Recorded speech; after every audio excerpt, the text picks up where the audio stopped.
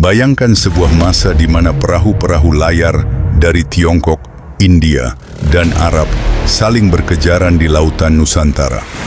Mereka datang bukan sebagai penjajah, melainkan sebagai tamu yang tunduk pada satu kedaulatan besar. Bukan hanya soal luas wilayah, tapi soal visi besar yang lahir di tengah hutan belantara Jawa. Bagaimana mungkin sebuah pemukiman kecil di wilayah Tarik yang dikelilingi musuh mampu bangkit menjadi imperium maritim terbesar yang pernah memayungi Nusantara? Kita bicara tentang Majapahit, sebuah kerajaan yang lahir dari strategi, tumbuh dengan sumpah yang mengguncang dunia, dan meninggalkan warisan yang hingga hari ini masih kita sebut sebagai identitas bangsa. Selamat datang di perjalanan menelusuri jejak kejayaan Majapahit. Tahun 1292, Kerajaan Singasari runtuh akibat pengkhianatan Jayakatwang. Di tengah kekacauan itu, seorang menantu raja bernama Raden Wijaya berhasil meloloskan diri. Ia tidak menyerah. Dengan kecerdikan politik tingkat tinggi, ia membuka hutan di daerah Tarik dan menjadikannya pemukiman. Di saat yang sama, pasukan Mongol di bawah perintah Kublai Khan tiba untuk menghukum Raja Kertanegara. Raden Wijaya melihat peluang. Ia menjalin aliansi dengan Mongol untuk menghancurkan Jayakatwang. Begitu musuhnya tumbang, Raden Wijaya memutarbalikkan keadaan. Dengan satu serangan mendadak, ia mengusir pasukan Mongol kembali ke laut.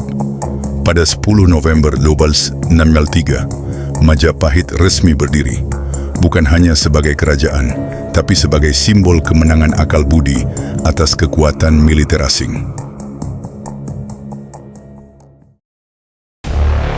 Majapahit mencapai puncaknya di bawah Hayam Wuruk dan Mahapatih Gajah Mada. Ini bukan sekadar masa kepemimpinan, ini adalah era revolusi birokrasi. Gajah Mada, dengan sumpah palapa yang legendaris, membakar semangat persatuan. Ia tidak hanya bicara soal perang, tapi soal pengintegrasian ekonomi. Pelabuhan-pelabuhan Majapahit menjadi titik nadi perdagangan global. Di bawah naungan Majapahit, sistem irigasi dikelola dengan teknologi canggih. Pajak dipungut secara teratur, dan diplomasi dilakukan dengan sangat matang. Majapahit bukan lagi kerajaan Jawa, melainkan sebuah konfederasi besar yang menaungi wilayah dari Sumatera hingga Papua. Mereka adalah penguasa lautan yang sesungguhnya. Namun, apa yang membuat Majapahit begitu spesial? Jawabannya adalah toleransi. Di era Hayam Wuruk, Empu Tantular menulis dalam Kakawin Sutasoma tentang Bhinneka Tunggal Ika. Meski Hindu dan Buddha menjadi agama resmi, Majapahit adalah tempat di mana berbagai keyakinan hidup berdampingan. Ada keseimbangan antara Siwa dan Buddha yang melebur dalam kehidupan sehari-hari. Mereka sadar bahwa persatuan yang dipaksakan akan hancur, namun persatuan yang dilandasi oleh penghormatan terhadap perbedaan akan bertahan melampaui zaman. Inilah DNA pertama bangsa Indonesia. Namun, tak ada matahari yang tidak terbenam. Sepeninggal Hayam Wuruk dan Gajah Mada, Majapahit mulai digerogoti oleh konflik internal. Perang Paregreg menjadi luka yang sulit sembuh.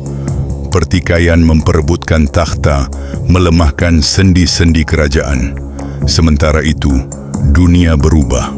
Jalur perdagangan bergeser, dan muncul kekuatan-kekuatan baru berbasis Islam di pesisir utara Jawa. Majapahit pun perlahan kehilangan kendali atas wilayah-wilayah kekuasaannya.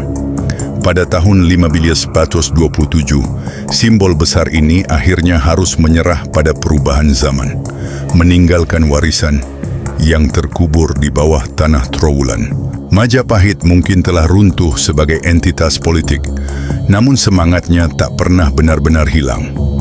Konsep persatuan, kejayaan maritim, dan filosofi toleransi adalah warisan tak terlihat yang menjadi fondasi bangsa kita saat ini.